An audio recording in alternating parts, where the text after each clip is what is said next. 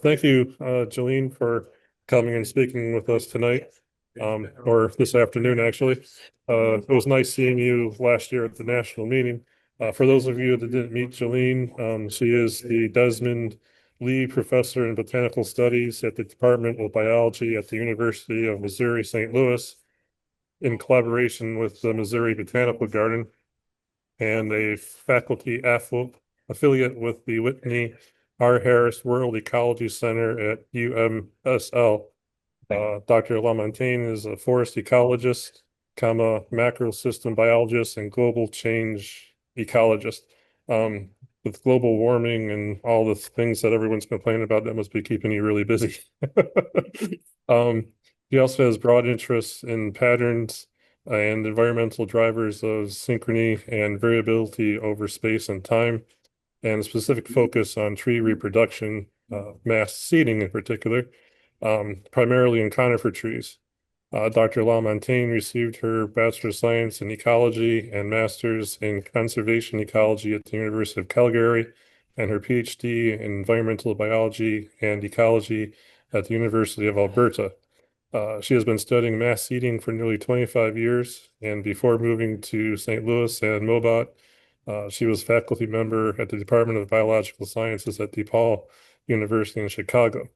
Um, and was a founding member, uh, faculty member at the Asian University for Women, the first liberal arts university for women in South Asia and Bangladesh in 2009, 2010. Um, so thank you, Jalene, for coming and talk to us. Looking forward to it. Great. Yeah. Thanks, Jeff. Thanks for the invitation and thanks for the really nice introduction. And thanks folks for being here today. So the way that I sort of framed this talk is, about the highs and lows of cone production and while it matters and why it matters. And so this is one of my field sites actually in the Upper Peninsula of Michigan. And I'm interested in questions about how trees respond to their environment. And we can think about that in these sort of like more pristine areas to, again, where there's trees as far as the eye could see to heavily impacted areas as well. And I study conifer reproduction. And so a key challenge that we can think about is how do organisms respond to the environment and the environmental conditions that they're in now, right? We can think about interannual variability and reproduction and that interannual variability like in temperatures as well. And then how are they going to respond to current and future global change? So the approach that I take is that I'm interested in variability and I focus on conifer reproduction and species interactions. And we can think about, overall, why is tree reproduction important? Well, seeds are critical for future forests. So if you want to have trees in the future, you have to have seeds. And seeds are also really important for a wide variety of different organisms that exist there too. So lots of small mammals and birds that are the basis of the food chain also feed on seeds. And resources are allocated to reproduction. So this big figure that I have on the right-hand side is a schematic that someone came up with because they're interested in, okay, trees have resources and what do they do with them? Well, they can grow more, so we can think about stem growth, or they can, allocate more to the roots, so below ground here, or they can allocate in general to leaves or needles for conifers. But generally, this reproductive parts component has been ignored. So like I added this to this figure, but that's also what trees are allocating their energy to. And then we could think about, well, the role of temperature, and I'm going to talk about this today, influences the magnitude of tree reproduction. And so, with temperatures warming in some parts of the country and the continent, what impacts might that have, for seeds and the importance that they have in ecosystems. So when I talk about tree reproduction and cones. So I study conifer reproduction, so I study a lot of cones. And you all are going to be much more aware probably of this than maybe the average person, but a lot of people are going to think about cones like this. So these like brown cones that are open that you either see on the ground or people can buy in stores in the holidays. And so we have a couple white pine, eastern white pine here. This is a red pine, white spruce and hemlock, and then this, big pen here for scale. So there's a large variation in the size of the cones that are produced by trees. And I just really also like this picture of, white spruce cones kind of in the wild. So they've opened up to release their seeds after they've turned brown. And this is another photo from my field work up in the UP. And this is actually the blue in the background is Lake Superior. But cones, when they're new, actually have this really interesting variety of colors. So on the picture on the left-hand side here, this is balsam fir. They're usually this purple color and stand upright on trees. And then they have sap at the end of it here. When they're going to dry out to release their seeds, basically the cone scales are just going to fall off and they're going to leave the little stick in the middle that's holding all of that together. Eastern tamarack cones are either this beautiful sort of red color or green when they're developing and new. Here we have a small little hemlock cone and then a bunch of white spruce cones, and they can either be from a green color to more of a reddish purple color. And a lot of people don't even notice them when they're at this stage. You just think of, conifer cones as always being just in that sort of brown state.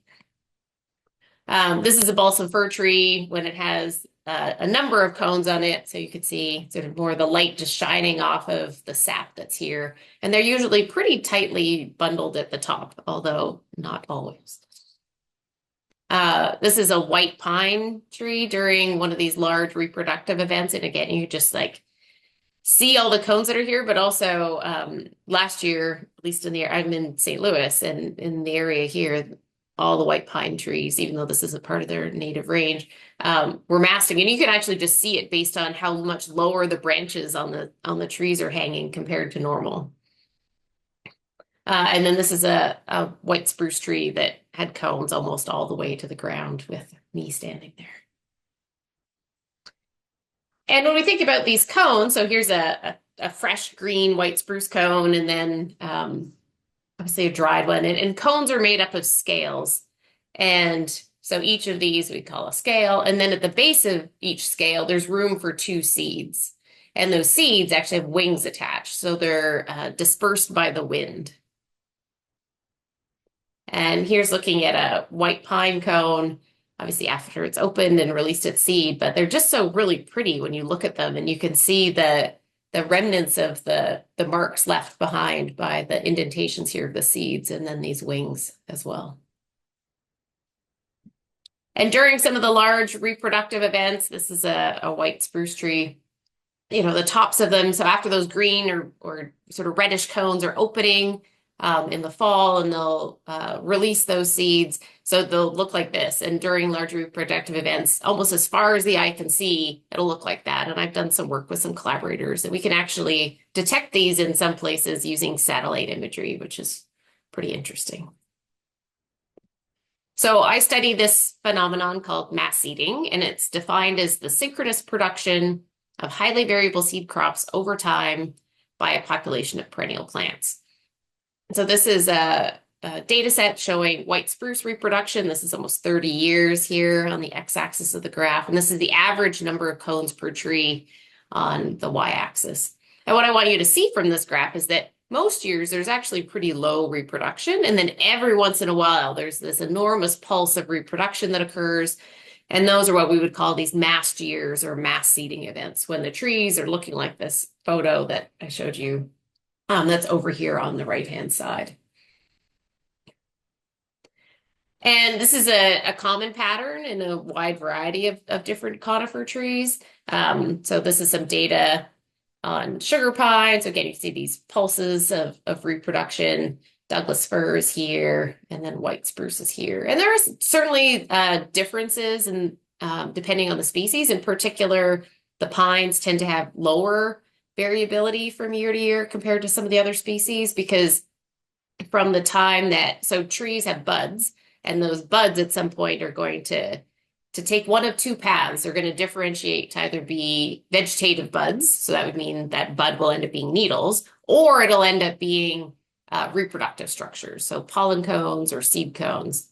And for most of the Pinaceae, that bud differentiation happens 1 year, and then the next year pollination will happen, and the cone development and maturation will occur, and the seeds will be released.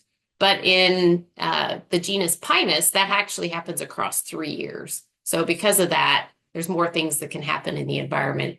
So they tend to have a little bit lower year-to-year variation in their magnitude of reproduction.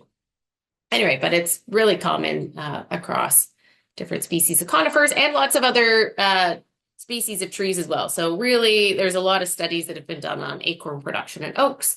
And even some bunch grasses in New Zealand have been studied for this pattern of high interannual variability in reproduction. We can think about, what are the roles of mass seeding? So here we have a white spruce tree with lots of cones on it, and the tree in the back does as well, lots of cones there. But those seeds are really critical for forest regeneration. They don't have a seed bank that's maintained, and so once the seeds fall, if they don't germinate in a pretty short time, they're not gonna stick around for very long to be viable. And those seeds are also really important as a food source. So we think of like birds and small mammals and insects will feed on a lot of these seeds. Then we can think about, well, why would trees do this, right? So have this high interannual variability in the amount of seeds or the amount of cones that they're producing. And one idea is called the seed predator satiation hypothesis. And what this suggests is if the trees just produce the exact same amount of seeds or cones every year, then these birds and small mammals and insects, their populations would do really well, and there would be high survival in their offspring, and their populations would get to such a point that they would just eat all of the seeds that were there if the trees were producing the same amount of seeds every year. So by having many years of low seed production and then a year of high reproduction, those low seed years will keep those seed predator populations low, and then when they produce a large amount of seeds, some of those seeds will survive to germinate and become new trees. Another idea is the pollination efficiency hypothesis. So most species that have this high year-to-year variation in the amount of reproduction they have are pollinated by the wind. And so if individuals in a population were just a few every year, which is randomly reproducing, then the chance that the pollen would end up in the right spot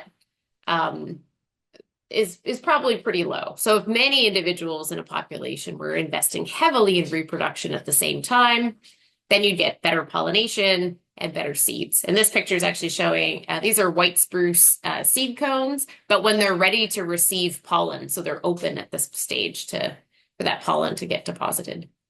And we can think about, okay, well, it could be seed predator satiation or pollination efficiency. The amount of resources that trees have could also play a role. So if they just had a large reproductive event, well, they can't just do that again the next year. It's going to take a little while for them to rebuild their resources. And then weather also plays a role. So if we're talking about high synchrony, well, something needs to cue the trees to have these high reproductive bouts. And so if it's really hot when those buds are differentiating, so I was saying they could either become in conifers needles or pollen cones or seed cones. If it's very hot during the time, you get more of the reproductive structures produced. So that's how weather plays a role. And that weather could be a year before we actually see the cones and seeds on the trees. And then sort of speaking of pollination efficiency, these are just a couple of pictures that I took from a field site that I have right on the shore of Lake Superior. And so some years there's just these massive amounts of pollen that we observe. And we can think about, well, I'm talking to folks who are on the American Conifer Society, so you might care about conifers, but a lot of people, might not think so much about the trees and their seeds, but there are we call them these cascading ecological impacts. So these are all pictures of birds that occur in the boreal forest, and that's where they breed, and the food there is really critical to them, and the food that they're primarily consuming is seeds from conifers. And a collaborator of mine who studies boreal seed-eating birds had put this collaboration of this amalgamation here of photos together to send to me, and all but one of them just happened to be sitting on a conifer tree. So really important. There's also connections between this phenomenon of masting. In particular, there's been a lot of work done in oaks of if you have oaks are producing this mast that's going to increase populations of white-footed mice and chipmunks and also deer, which leads to more ticks and then more incidences of tick-borne disease like Lyme disease. And in my lab, we've done some work using what we've discovered as environmental drivers of reproduction in trees, and then connected that to tick abundance in the whole eastern US, and to tick-borne diseases without even having the data on masting or on the small mammals, because we know that the weather cues for masting influence small mammal population dynamics and then ticks. And this phenomenon of mass seeding is something that occurs worldwide. So I've worked with folks to put together some global data sets on mass seeding from a wide variety of different species. We have data from everywhere except for Antarctica because there's not any trees there. And a lot of these data are on different conifers.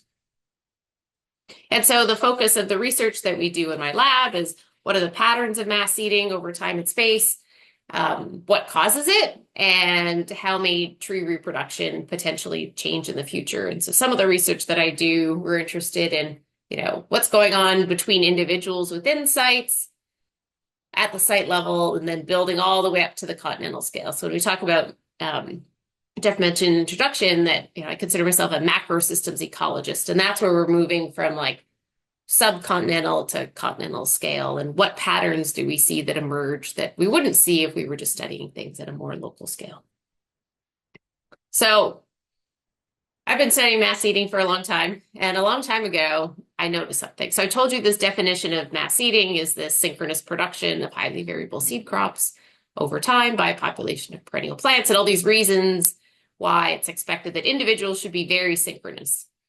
And actually, most studies have just ignored all of the individual variation, and we just sort of take the population average reproduction in a year. But the thing that I noticed, so this was the fall of one of these mass seeding events. This is a photo I took up in the Yukon in northern Canada. So the cones have opened, and like this tree has a lot of cones, and this tree has a bunch of cones, and this tree has a bunch of cones, and this tree back here has a bunch of cones, and this tree has some cones, but this one in the foreground isn't a particularly small tree or anything, but it doesn't have very many cones. And so I really started thinking about, why does this variation exist if they're all getting similar environmental cues? And what are the consequences if they're different? And so I'm going to tell you a little bit about some work that I've been doing at sort of quite a local scale, some field work that I conduct, and then some continental scale research that I've done, and then thinking about potential effects of climate change in the future.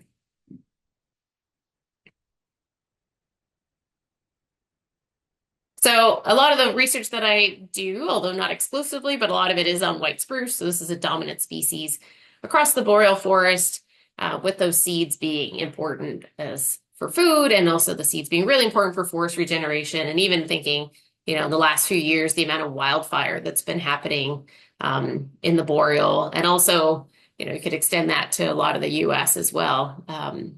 Understanding these production patterns of seeds can be really important. So this study that I started, so I was previously at DePaul University in Chicago, and I started that position in 2011, and then in summer 2012, I started a long-term mass seeding study, where I now have almost 1,000 individually tagged white spruce trees distributed across 3 different regions. So up in the Huron Mountains of northern Michigan, I started that in 2012. In northern Wisconsin, so we're based out of the University of Wisconsin Kemp Natural Resources Station. And then in 2015, I added some sites at the University of Minnesota Cloquet Forestry Center. So we have about 20 sites now with 25 to 88 white spruce trees tagged per site. And then I started to get interested in questions about, white spruce aren't the only species there. So what's happening with other species? So balsam fir, a lot of people think about it as being pretty similar to white spruce, but are the reproductive patterns similar? So since 2020, we've added 266 balsam fir trees to our study. And then in 2021, added white pine. And as I mentioned a little bit earlier, white pine it's across 3 years that their seed development occurs versus for balsam fir and white spruce, it's only 2 years. So again, if they're sharing some environmental triggers, how does this influence their patterns of reproduction? And the way that I conduct my research is we do counts on individual trees in sort of mid to late July, and I will stand there in one spot. This is me with my binoculars counting cones on a tree, but this is, of course, not quite to scale. But we count the number of cones that are there. If there's over about 200 cones that I can see, then I actually take a photo, and then we'll, use some computer software, and we'll have people like click on all of those cones. And back when I was a PhD student, I came up with a conversion so that I could, that measure that I get when I like stand there and count cones on a tree, or we have a photo. We cut down some trees a long time ago, and then we actually took off all of the cones. So we have a conversion of, if there's a few cones, you're probably not missing very many. But if there's like thousands of cones, you're missing a lot more. But this is the only species that I know of that has this conversion that currently exists. So I'm going to show you a few data slides today. And this is going to be the year, so from 2012 all the way to 2025. And this is scaled or standardized mean reproduction for the region. So Huron Mountains in Michigan, Kemp in Wisconsin, and Cloquet in Minnesota. And so these are scaled between 0 and 100 because the site productivity can vary between regions. And so this way, like the year of the highest reproduction will have a value of 100, and then the zeros will be zeros. So just to show you what happens across these regions, and this is, about 400 kilometers, so maybe 250 miles or something. And so this is what these data tend to look like. And just look at the red and blue first. So in Wisconsin and Michigan, so they tend to be sort of synchronous. I'm going to talk to you a little bit about a spruce budworm outbreak that happened that kept this low here, but they tend to be pretty synchronous. They had their highest year of reproduction in 2019. And then it kind of broke apart a little bit here. But the Cloquet site in Minnesota is never synchronous with the site in Michigan. And that's going to come up a little bit later. I'll talk a little bit more about that. So, but basically we get graphs like this and we're like, okay, well, why is all of this happening? So, but let's talk about going and looking at synchrony across scales, because this is one of the things I'm interested in. And I'm going to start with just showing you 3 years of data. And this is the Huron Mountains in Michigan and Wisconsin. And you can see here why I standardized it in the last one. So they're synchronous, but their pattern of the magnitude of cones they have does vary. So, but what if we just take the mean, we can see that there's synchrony between these regional means. And then if we look at each of the sites in the Huron Mountains, so there's 6 sites in the Huron Mountains that we have data for, the synchrony starts to break down. And what we see is that, while 4 of these 6 sites peaked in 2013, so they had higher reproduction in 2013 than 2012 or 2014, 2 of these sites actually had low cones in 2013. And these sites are only separated by 5 kilometers or 3 miles. So when we think about, well, they're sort of getting the same weather conditions. These 2 sites that had low reproduction in 2013 are like right on the shore Lake Superior. So there might be some lake effect that's happening. But I'm going to show you every individual tree within these sites and remind you of this definition of mass seeding, that is the synchronous and highly variable pattern of reproduction by a population of perennial plants. So I'm going to show you this top one first that had a peak in 2013. So that's just the average. So we take all the individuals, we average them. But what are the individuals doing here? Well, each line here is an individual tree. And you can see that while so there's 53 trees here, while most trees had a peak of reproduction in 2013, a bunch didn't. A bunch had low reproduction in 2013 and then had high reproduction in 2014, which one would think would have consequences for, that a lot of their seeds would be consumed by those seed predators and stuff. But yeah, and about 20% of the trees had the opposite pattern. And then when we look at the one that had low reproduction in 2013, There was 59 trees at this site, and most trees had really low reproduction in 2013 here, but again, about 20% of the trees had high reproduction, and some of them producing thousands of cones when other individuals on the population on average had pretty low reproduction. And then this is just those two sites and showing you all of the years of data that we have so far from 2012 to 2025. So the big black line is the average for the site. And then each line here is our individual trees. So if they were all synchronous, like exactly synchronous, every single line for an individual would fall on this big bold line. So, and you can see sometimes there is synchrony. So 2019, most trees had peaks, but then it kind of has been breaking down and being kind of messy. Anyway, so again, this is these interesting patterns that we're trying to discover. Again, so we're trying to discover why. So why is there this variability that can happen? So one of the studies that we did is looking at soil nutrients. So some people have done some research on other species and in other areas saying, okay, well, if we add lots of nutrients, so lots of nitrogen, there'll be more reproduction by the trees and there'll be less variation over time. And the way they did that, they just like dumped tons of nitrogen at these trees. But we thought, well, we have a few years of data at this point before we started the study. And so we have some trees that we know have high variability year to year, and other trees don't have much variability year to year.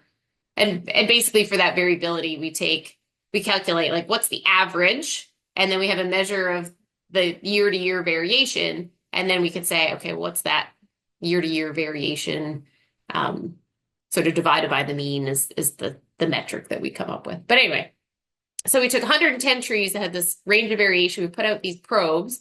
These are called plant root simulator probes, and they have this resin here. And we put these out, 4 pairs of these purple and orange ones that take up different nutrients, put them around trees for 6 weeks, and then we take them and scrub them and send them off to an agriculture company in Saskatchewan in Canada, and they send us back results. And what we found was, so this graph is showing, this is the measurement of total nitrogen that's available to the plants. And then this is this measure of variability, so coefficient of variation for an individual. So higher values means there's more year-to-year variability, and then lower values would mean that there's not much year-to-year variability for the individual trees. So there's to be 110 dots on this next reveal. And what we found is that there's no relationship at all between the amount of nitrogen available to trees and their reproduction. If there was, we'd have a really steep line here, but this line is very, very flat. So it's not that, at least not in white spruce and not in this area. We have looked at questions about what's the benefit potentially of reproductive synchrony. So I had an undergraduate student, Abby Leeper, who measured cones from individual trees that those trees were also always producing cones, but some of those years at the population level was a year of high reproduction, so a mast year, and other years at the population level was low reproduction. And then we had a couple other years in here. So we collected cones in 2014, 15, 16, and 17. And we collected a lot of cones. We got like 40 cones per tree. Again, so it's these different background levels for the population of what's happening, but the trees we were collecting cones from had a lot of cones, right? Because there's always these oddball trees. And one of the things that we found was that in 2017, so this year of high reproduction at the population level, that there were more seeds that were good quality seeds in 2017 compared to the other years. So this idea then would be when an individual is producing lots of cones and the whole population is producing lots of cones, they get better quality seeds, right? And supporting that pollination efficiency hypothesis. And then this is looking at cone length versus the total number of intact seeds per cone. And we see much better production in 2017 compared to the years of lower reproduction. We also looked at insect damage to seeds as well. And so This is showing, again, these 4 years of data. This line is just sort of superimposing what's happening in the population scale over here. Now, this is the proportion of damaged cones. So again, we collected about 40 cones per tree. And what we found was that in the year of the lowest reproduction, so in 2016, if there was a tree that had high reproduction during that year when on average in the population it was low, they actually had lots of damaged seeds, lots of damaged cones. And why might that be? Well, because there are some species of insects that what they do is when the female seed cone is open to receive pollen, they lay eggs in here. And so if it's a year of really low reproduction at the population scale, that means there won't be very many targets for them to lay their eggs on. They're going to go lay their eggs on the trees that have, a large number of these seed cones that are open to receive pollen. And consequently, once those cones develop, a lot of them are going to end up being damaged and with the seeds eaten. So this would be supporting that seed predator satiation hypothesis. Abby continued on to work with me, and she did a master's degree. And at our sites in Wisconsin, so we started our study in 2012. 2013 in Wisconsin was a large reproductive year. And then in 2014, we went out to our field sites, and a lot of the trees at a couple of our sites looked terrible. And as we were looking at these trees and figuring out what happened, like a lot of the needles had been eaten, and we were finding these spruce budworm pupal casings that were there. And so Abby's thesis research was looking at what influenced the outcome of trees, over time. Because what we were noticing is, you could have two trees right beside each other that looked about the same, and one over time became completely defoliated and looked dead, and the tree right beside it looked pretty much fine. So we followed these trees over time. This is just two categories here. What was the status of the tree in 2019? And we thought, well, could the outcome of if the tree looks fine or has been completely defoliated, could that be influenced by how much reproduction they had during that mass seeding event in 2013, right? Because if you invested a lot during that mass seeding event, maybe you didn't have any resources to, produce new needles and things like that over the next years to combat that defoliation. And so there was this negative effect, and the tree ended up being dead. And then conversely, if a tree had lower reproduction in 2013, maybe there are things it could do to compensate with those resources. And what we found was that trees that had lower reproduction, so this line is showing sort of the median reproduction, but trees on average that had lower reproduction in 2019 were more likely to be, or in 2013, were more likely to look healthy in 2019 compared to the trees that were dead. So that's a lot of the sort of local scale work that we do. And I just want to scale up and tell you a little bit about some of the work that I've done across the North American boreal forest. And so I was interested in synchrony of reproduction of white spruce trees at this continental scale. So we had 68 sites that we had data from Alaska, Yukon, Alberta, sort of Montana here, Ontario, and Michigan, and then Quebec, New Brunswick, and Maine. So we had data from all these places. I compiled data that had occurred between 1985 and 2014, and to be included in a data set, there had to be at least 6 years of data that occurred. And I'm just going to show you sort of one big result here. So we're going to compare what's happening in each of the populations in Quebec to each of the populations in the Yukon Territory. So comparing west to east.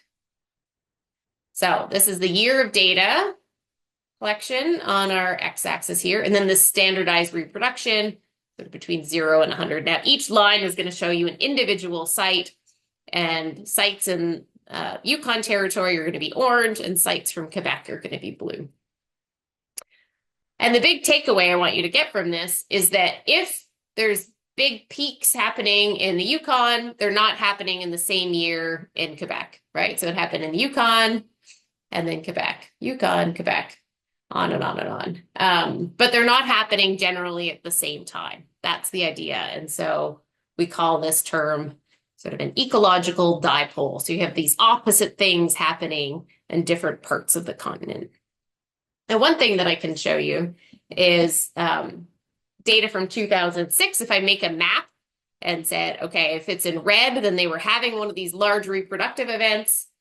And that was happening in 2006 at like all the sites in Eastern North America. But then in Western North America, there were not these large reproductive events. And one thing I want to point out is that this breakpoint here is sort of that western side of Lake Superior. And I have sites from my fieldwork in Cloquet and of course in Michigan. And I mentioned that those sites have never been synchronous with the data that I've been collecting, because I think they're on the opposite sides of whatever this weather pattern is.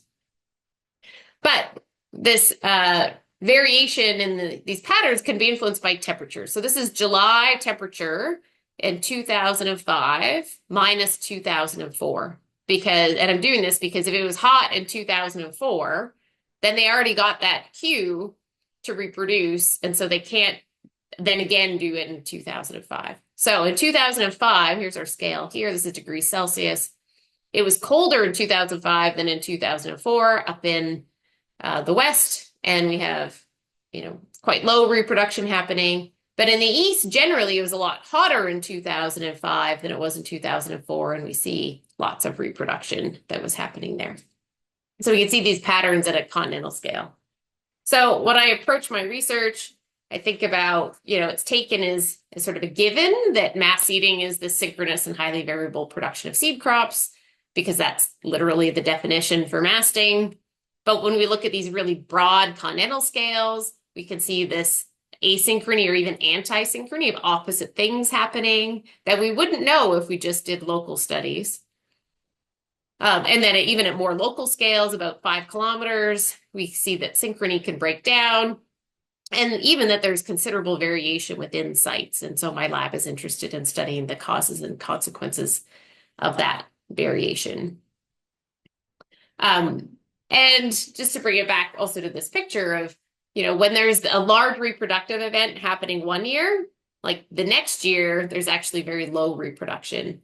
And this also gets a little bit at my interest in studying communities now of conifer trees as well in the boreal. Because if there's a year when like all the trees of different species are masting in one year, then the next year there's going to be low reproduction. And that means that these boreal birds are going to have to move south in the winter outside of their normal range to find food. And that's called a boreal bird eruption. So switch gears just a little bit and thinking about, obviously the importance of seed, both for forest regeneration and for lots of species. We could think about, how global change could influence conifer reproduction. And I've been collaborating on an Oak Ridge National Lab Department of Energy experiment that's been going on up in northern Minnesota, where there's black spruce and tamarack in this bog that exists.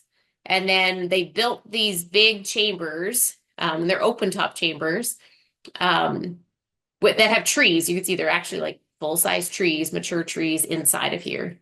And these are about 8 meters by 24 or by 12 meters. So 24 feet by 36 feet chambers.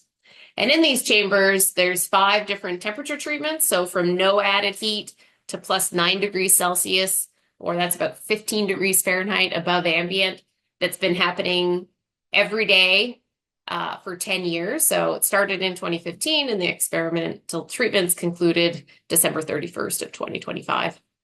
And then there's 2 CO2 treatments. So just ambient carbon dioxide or elevated carbon dioxide. So plus 500 parts per million. So that's about a little bit more than double the carbon dioxide that's in the environment right now.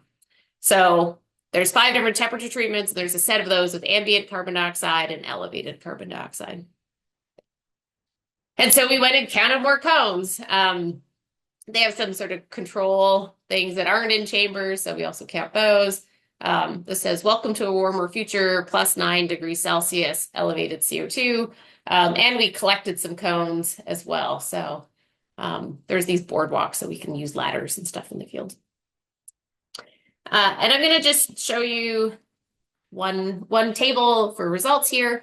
So this is the ambient CO2 treatment and elevated CO2. And then we have the 5 different temperature treatments. So from 0 to 9 degrees Celsius above ambient.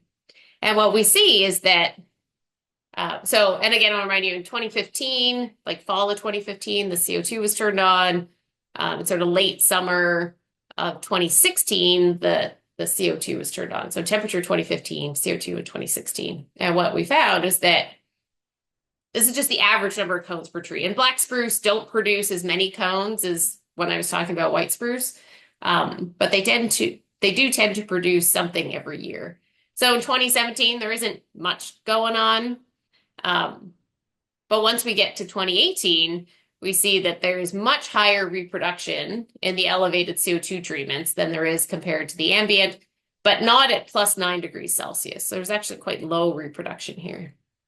And then if we look at a few more years of data, again, the patterns that sort of stand out is we're getting double-digit cones here. So again, big effect of elevated CO2 that's happening, but really low reproduction at +9 degrees Celsius.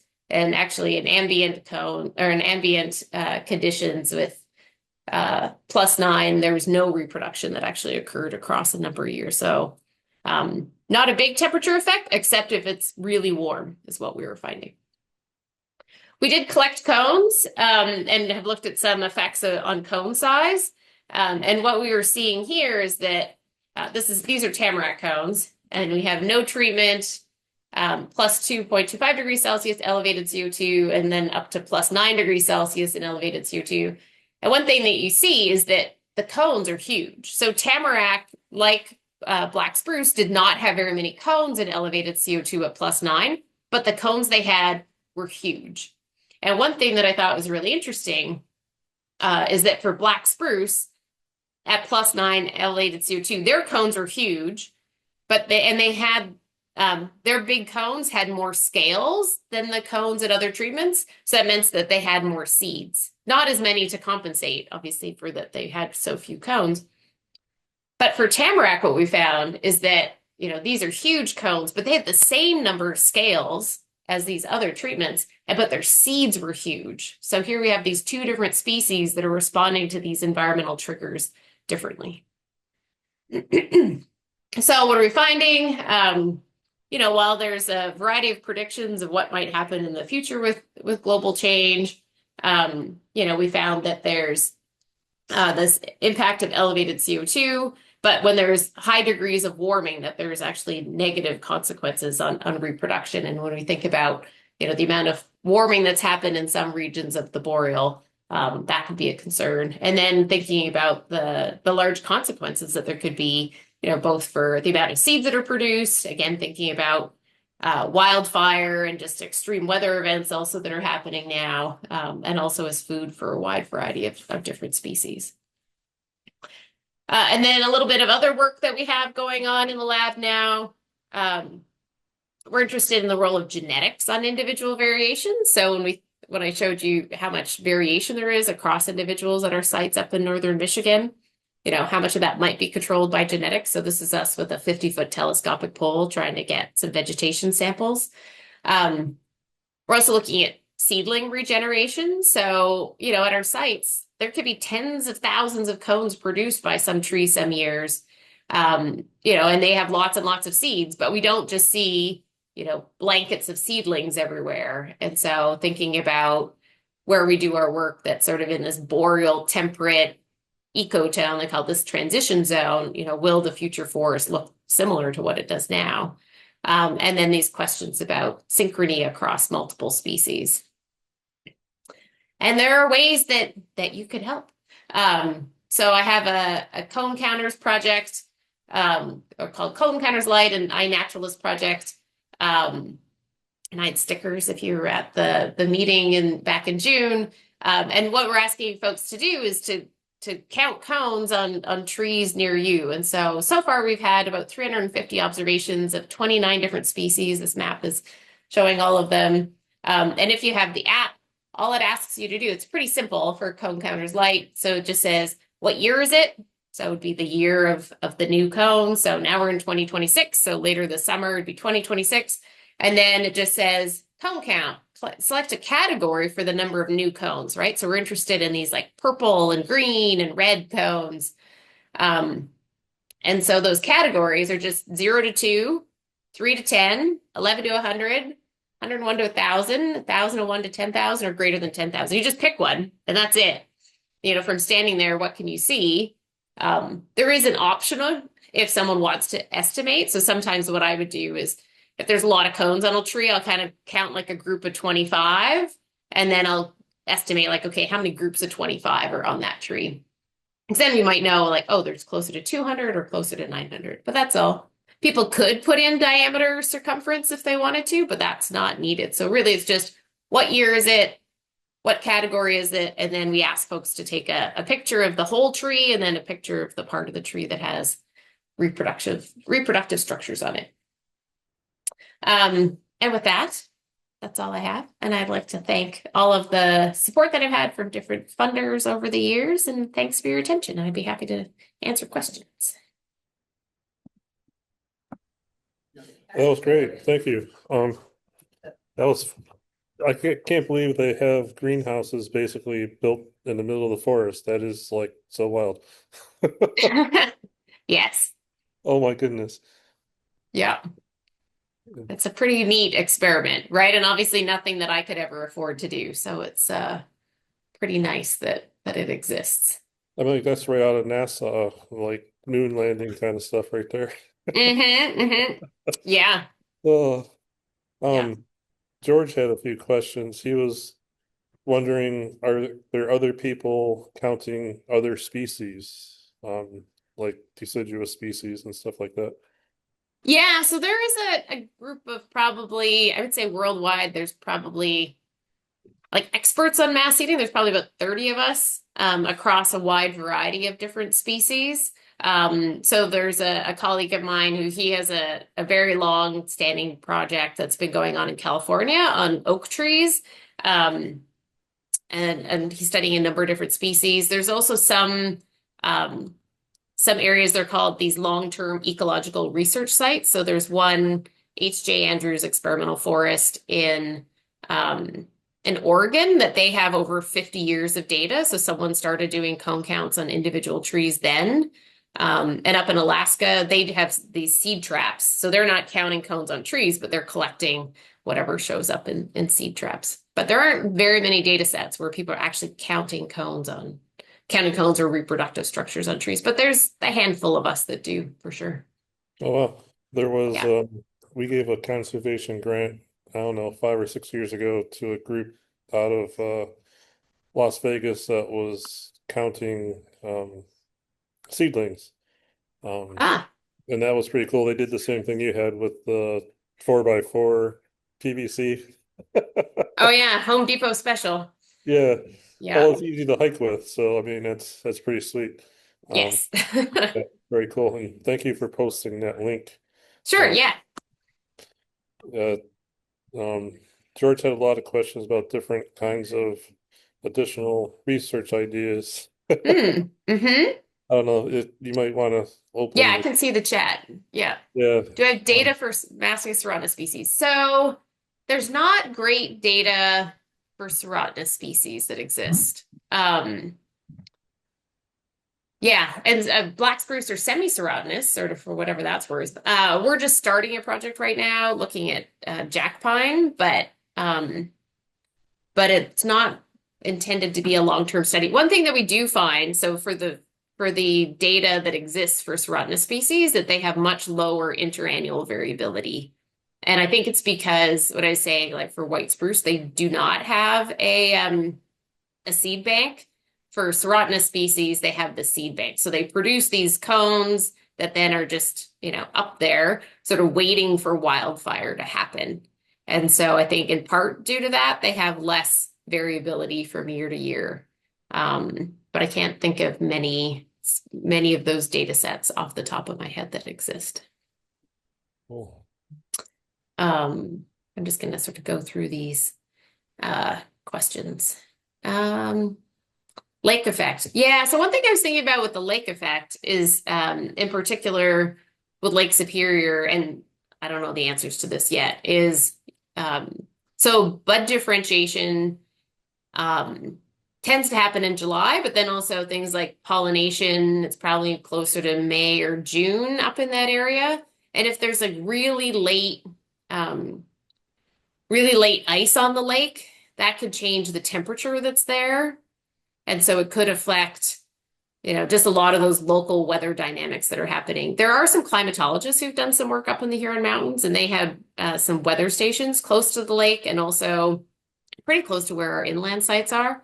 And they find that there's a 2 degrees Celsius temperature difference in the summer, sort of on average. And I think some summers it might even be more different. And so that could influence that, those temperatures, the temperature cues and how they vary sort of year to year. So that's kind of what I think the lake effect might be sort of not messing with because it is what it is, but changing what those are relative to at some other sites, leading to some variability. Neat. Before we stop the recording, we'll let you talk about some of George's other questions after that, but I'm Okay. fascinated by the picture with that's a tree with squirrels and stuff that Oh, you do. That's really cool. oh, thanks. Yeah, a friend of mine gave that to me years ago. So his parents um were art dealers and had represented this artist for a while. So yeah, thanks. That's awesome. Do you know who the artist is, just out of curiosity? Um, I don't remember what the artist's name is. Okay, that's fine. I It's think just they're a Ukrainian artist, I think. Yeah. So oh, they were from Winnipeg, the friend of very mine. cool. So Thank you. yeah. I think we'll stop the recording now, and if you want to answer some more of George's questions, I don't know how relevant they are to your research, but they're definitely interesting questions.